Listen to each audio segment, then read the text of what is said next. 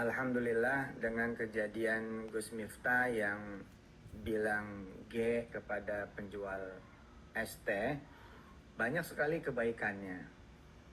Banyak sekali kebaikannya. Buat yang pada pengen dapat pelajaran, ilmu, hikmah, cerita, kisah, pengalaman.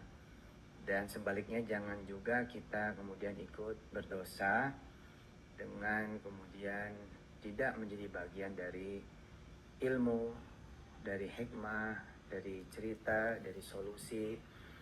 Ya, misalnya kebaikan yang terjadi apa? Coba deh, kayaknya bentar lagi penjual teh tersebut insya Allah banyak rezekinya, banyak duitnya, banyak yang bagi duit, banyak yang simpati, mungkin ada yang ngumroin, mungkin ada yang bangunin rumah. Bukankah ini hebat? Cara Allah tuh luar biasa. Iya benar itu. Dan betapa beliau juga saya lihat enjoy gitu ya. Saya ngerekam di samping dapur, di piring. Lebih baik doain. Tapi apakah mengingatkan tidak baik? Bagus, baik. Tapi juga tetap dengan cara-cara yang juga tidak ngoblokin juga kan gitu. Ayo Indonesia sip, mantep. Pak Prabowo juga top. Dilansir di Gerindra itu, woi keren.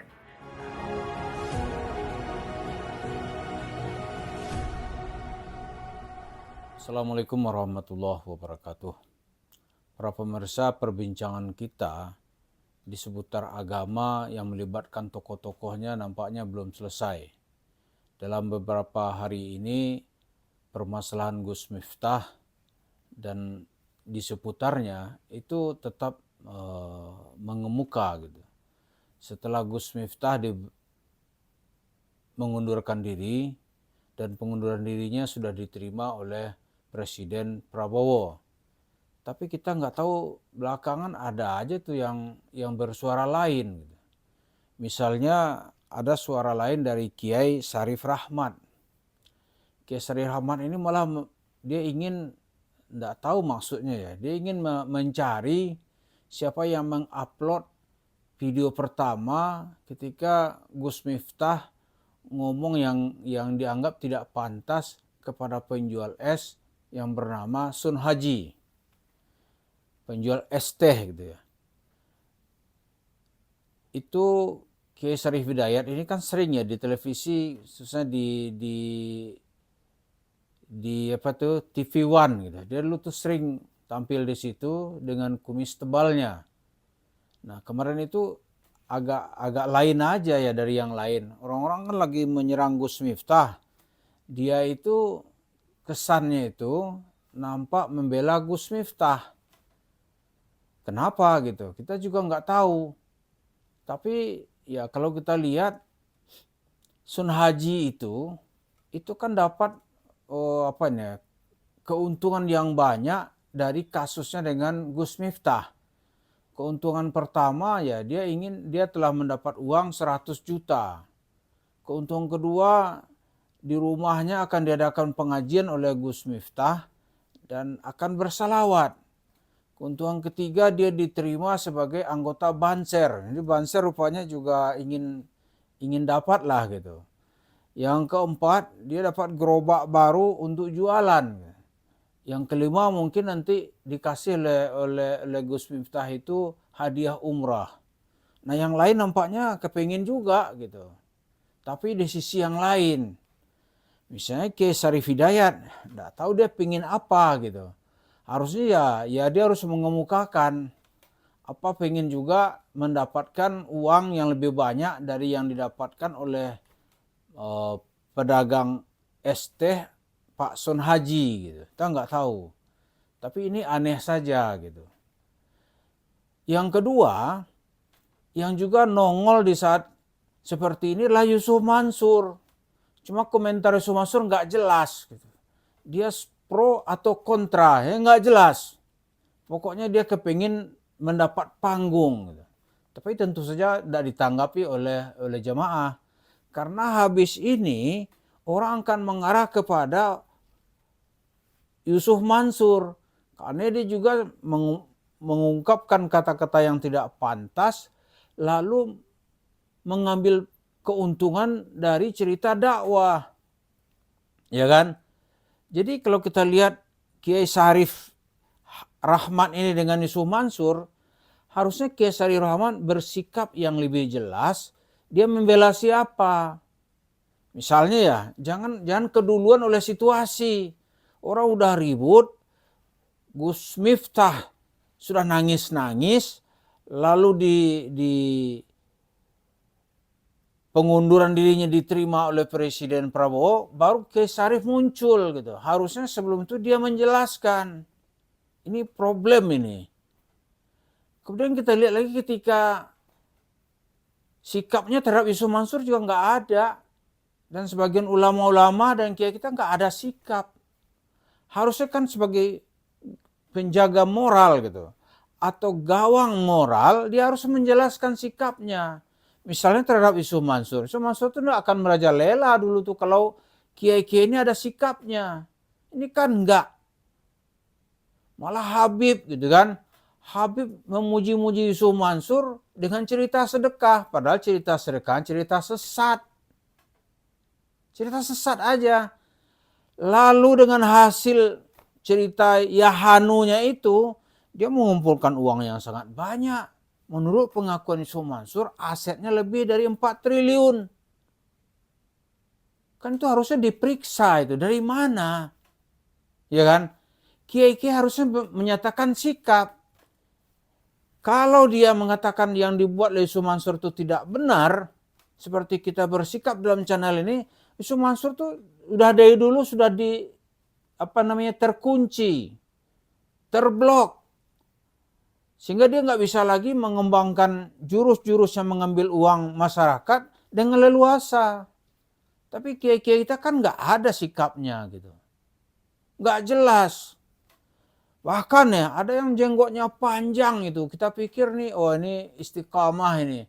Ternyata pengecutnya luar biasa. Ketika dihadapkan kepada kasus Yusuf Mansur. Pengecutnya luar biasa.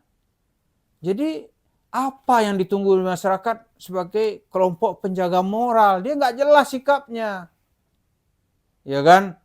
Itu korban-korbannya bergelimpangan. Jumlahnya banyak, tergantung case-nya case apa yang mau kita buka gitu. Apa case di kota wisata, case-nya TKW, case-nya paket umrah merdeka, case masjid Spanyol, case Turki, case banyak sekali kasusnya. Ada lagi yang terakhir case-nya Paytrend, case Kesha Al-Mansur, oh banyak sekali. Setiap tempat itu dia bermasalah secara perdata. Kita ini nggak bicara masalah tindakan yang dikonotasikan oleh Iqbal itu sebagai asusila, kita nggak bahas di forum ini. Nanti saya pula dimarahin orang rame-rame nanti. Itu, jadi apa yang dilakukan oleh Kiai Syarif Hidayat itu ya tentu kita berterima kasih dia ada sikap gitu. Terlepas sikapnya itu berada pada posisi yang marginal. Kalau bersikap seperti itu secara dakwah ya, itu merugikan. Kenapa merugikan? Lo netizen sedang marah kok. Marahnya itu adalah kata-kata yang tidak pantas. Nah ini Kiai ini ingin menelusuri siapa pengupload video pertama gitu. Tentang penjual es teh yang namanya dikenal dengan nama Sun Haji. Ini nggak taktis gitu. Nah begitu kita lihat kepada Yusuf Mansur ada sikap nggak ulama-ulama ini atau kiai? Nggak ada sikapnya. Termasuk yang kiai-kiai besar di majelis ulama nggak ada sikapnya. Dia nanti merasa kasihan Islam gitu. Kalau situasi telah berjalan begitu jauh. Tentang Yusuf Mansur misalnya nih ya. Itu hanya kiai-kiai yang nyata-nyata dia nggak peduli dia rugi atau bukan, itu bersuara. Tapi yang mayoritas lain tuh nggak ada suaranya. Takut dia. Harusnya Kiai Syarif Rahmat ini mengarah ke sini, menyatakan sikap. Gitu. Misalnya ini dia bersikap tentunya kita nggak juga harus kontra, ya terserahlah mau bersikap. Yang jelas sebagai pengemban dakwah amar ma'ruf nahi mungkar harus nyatakan sikap dong. Yang dibuat Yusuf Mansur tuh benar nggak gitu. Biar kita juga tahu. Kalau sekiranya yang dibuat Yusuf Mansur tuh benar, ya bela dong. Jangan diam aja. Seperti Anda mengatakan yang dibuat oleh siapa ini, Gus Miftah itu benar. Karena itu ada upaya untuk mencari siapa pengupload video pertama. Nah, kalau yang dia buat oleh Yusuf Mansur itu salah, ya nyatakan dong salah. Jangan kayak seperti teman-teman yang lain, ceritanya kalau masalah ibadah itu seolah-olah pemegang kunci surga. Gitu. Dikit-dikit haram, haram gitu. Tapi diajak bicara yang real di depan mata, dia kabur. Ini kita sayangkan gitu. Kabur dia. Nah tentu saja hal ini akan menguntungkan, ya orang-orang tidak peduli dengan situasi ini, itu menguntungkan Yusuf Mansur. Walaupun ya, dari nurani umat sekarang ini mereka tuh sudah menolak Yusuf Mansur. Nggak ada yang akan memberi panggung. Kalau ada pengurus masjid yang memberi panggung, pantas kita curigai itu bagian dari konspirasi Yusuf Mansur. Kalau Yusuf Mansur itu diponis jahat, ini bagian dari konspirasi penjahat yang ingin meraup uang jemaahnya dengan cerita-cerita bohong. Nah, jadi orang-orang yang dilihat sekarang ini juga harus ada pembelaan. Jangan hanya nanti setelah selesai acara baru muncul gitu. Nah itu nggak taktis. Seperti Kiai Syarif Hidayat ini itu membela Gus Miftah setelah dia resmi berhenti, ya nggak taktis itu.